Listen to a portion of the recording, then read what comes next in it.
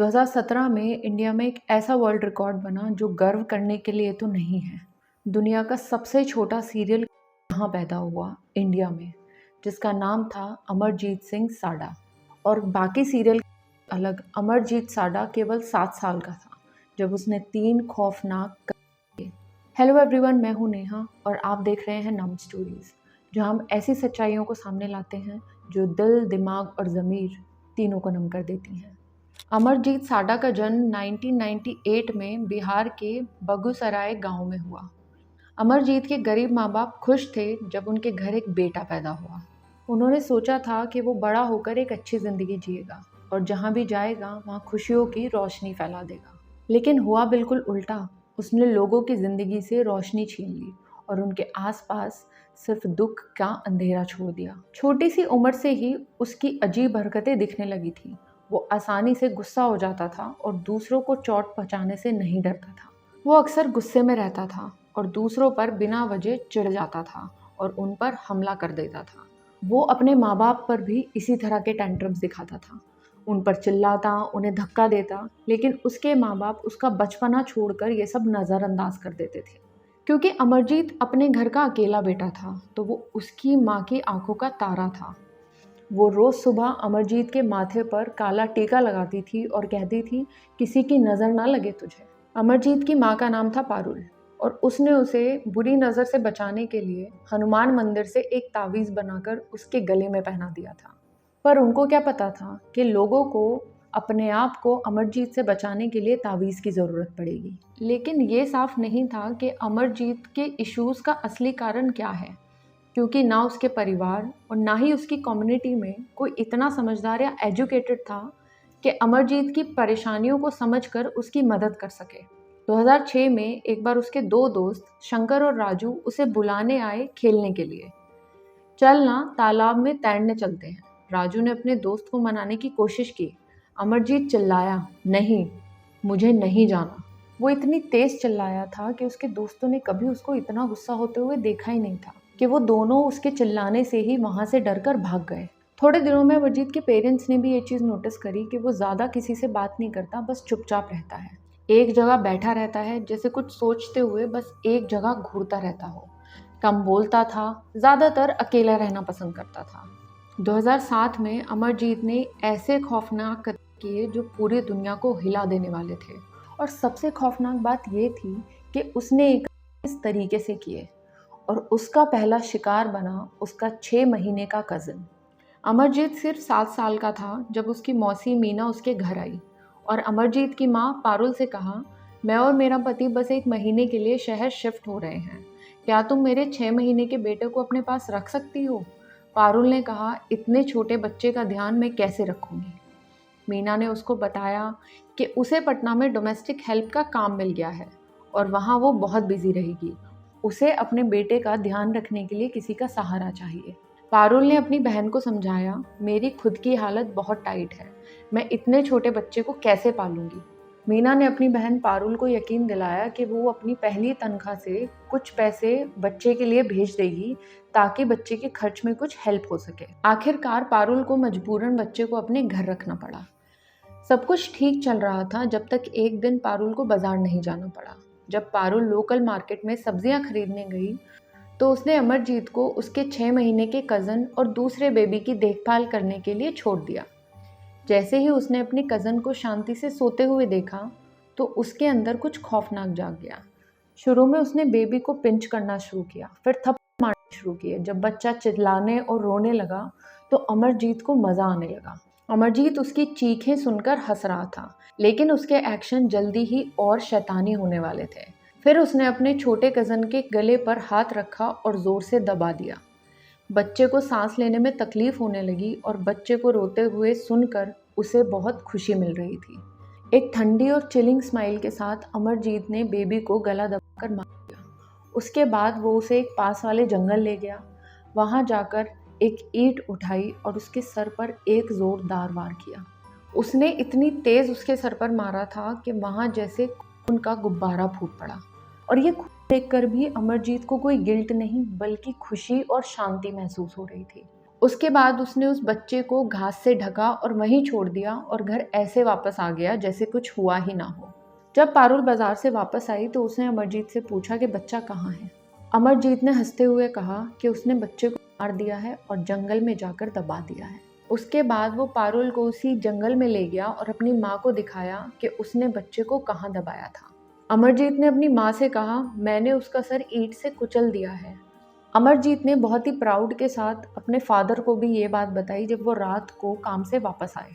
बलराम को बहुत गुस्सा आया। उसने अमरजीत को ज़ोर से थप्पड़ मारा। उसके लिए यकीन करना मुश्किल था कि उसका अपना बेटा जो इतना छोटा है वो इतना घिनौना काम कैसे कर सकता है, और वो भी इतनी कम उम्र में। पारुल के लिए भी ये सब समझना नामुमकिन था कि इतना छोटा बच्चा इतनी बेदर्दी के साथ एक बच्चे की जान लेकर इतना शांत कैसे हो सकता है। जब मीना 1 महीने बाद वापस आई और अपने बच्चे की मौत के बारे में सुना तो वो यकीन नहीं कर पाई। पारुल ने अपने बेटे को बचाने के लिए झूठ बोल दिया कि उसके बच्चे की मौत एक्सीडेंट में हुई है। उसके फादर ने मीना से हाथ जोड़कर विनती की कि वो पुलिस में उनकी शिकायत ना करे। गेट के पीछे खड़ा अमरजीत चुपचाप पूरे मंजर को मज़े लेते हुए देख रहा था, और इससे उसमें और भी ज़्यादा हिम्मत आ गई थी कि वो किसी को भी मार बच सकता है। अक्सर माँ बाप बच्चों को छोटी मोटी गलतियाँ या शरारतें करते हुए देखते हैं और उसे नज़रअंदाज कर देते हैं। बहुत से माँ बाप उसी वक्त पर बच्चे को डांट देते हैं और गलत और सही का फ़र्क बताते हैं। गलतियों पर ना टोकने और समझाने की वजह से बच्चों के मन में एक मैसेज जाता है कि जो वो कर रहे हैं वो ठीक है। छोटी छोटी गलतियाँ एक बड़े जुर्म का रूप ले सकती हैं। वैसे ही जैसे छोटी चोरी करने पर डांट ना पड़ना या ना समझाए जाने पर बच्चे बड़ी चोरियाँ भी करते हैं। और इस केस में तो अमरजीत के माँ बाप ने उसके कदम पाने की कोशिश की थी। उनका ये फैसला अमरजीत के दिमाग में एक बात बिठा गया कि वो किसी को भी बिना पकड़े बच सकता है।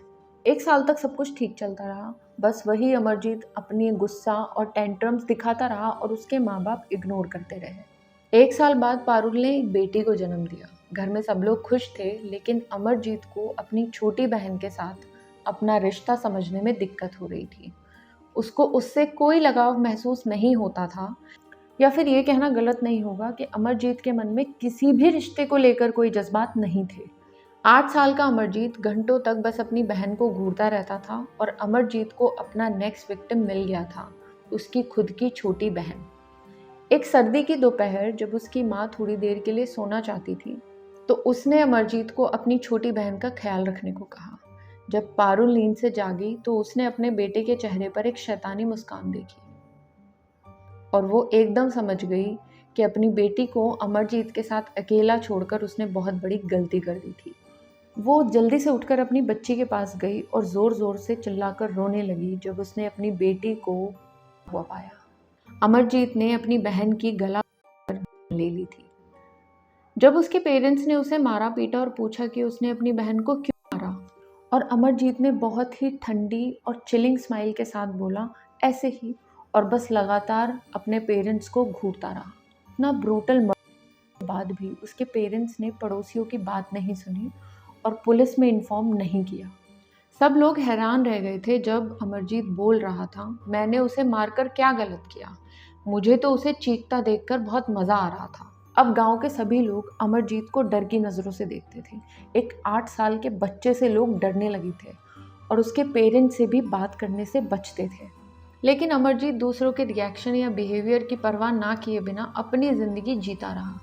अमरजीत का तीसरा शिकार अब 6 महीने की बच्ची थी जिसका नाम खुशबू था।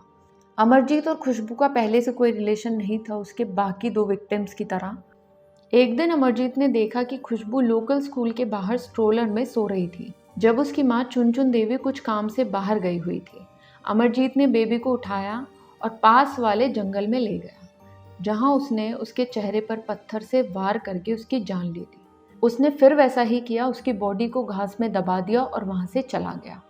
जब चुनचुन देवी वापस आई तो अपनी बेटी को गायब देखकर उसने तुरंत चिल्लाना शुरू किया और सबको बुलाया और बताया कि उसकी बेटी गायब है। गांव वाले उसकी बेटी को ढूंढ रहे थे कि जिनमें से एक आदमी को याद आया कि उसने शायद अमरजीत को उस बच्ची को कहीं ले जाते हुए देखा है। चुनचुन देवी एकदम समझ गई कि उसकी बेटी के गायब होने में अमरजीत का ही हाथ है। मेरी बेटी कहाँ है? चुनचुन देवी ने आंसुओं से भरी आंखों के साथ अमरजीत से पूछा। अमरजीत ने बिना किसी पछतावे या इमोशन के शांति और गर्व के साथ कहा, मैंने उसको मार दिया। आखिरकार गांव वालों ने अमरजीत को पकड़कर पुलिस के हवाले कर दिया।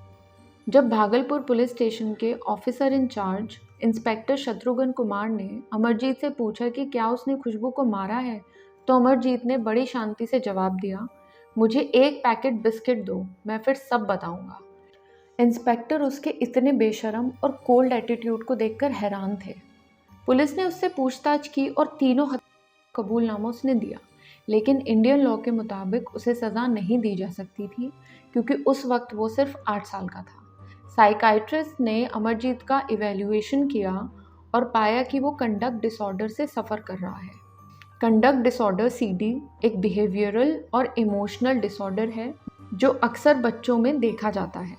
इसमें व्यक्ति का बिहेवियर सोशल नॉर्म्स के अगेंस्ट होता है और वो दूसरों को नुकसान पहुंचाने या अग्रेसिव या डिस्ट्रक्टिव एक्शंस में इन्वॉल्व हो सकता है। उनका कंक्लूजन ये था कि उसके दिमाग में एक सिवियर केमिकल इम्बैलेंस था जिसकी वजह से दूसरों को चोट पहुंचाने में उसे एक तरह का सुकून मिलता था।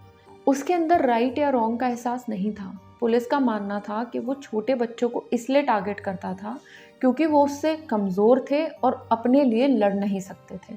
अमरजीत पर मर्डर चार्ज लगाया गया और उसे एक चिल्ड्रंस होम में रखा गया जब तक वो 18 साल का ना हो गया हो।